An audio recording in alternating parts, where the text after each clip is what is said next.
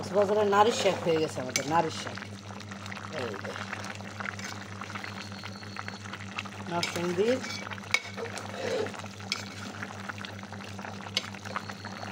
আমাদের কী বলে নরসিংদীতে এটাকে পাট শাক, পাট শাক। নরসিংদীর পাট শাক আমরা শুকনা শুধু ভাজি খাই, আর কক্সবাজারের মানুষ পাট শাকটাকে বিচি বা ডাল ওইটা দিয়ে এইভাবে ঝোল রান্না করে।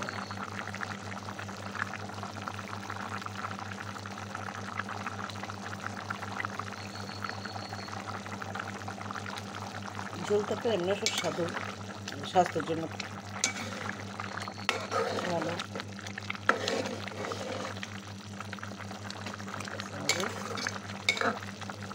পাট শাকটাকে আমরা আগে চিকন চিকন করে পলে নিচ্ছি, কুচাই নেওয়ার পরে আগে ডালটা সিদ্ধ করছি, ডাল বা ফেলঙের বিচি দিচ্ছি আমি, এটাকে ফেলু বিচি বলে কক্সবাজারের মানুষ।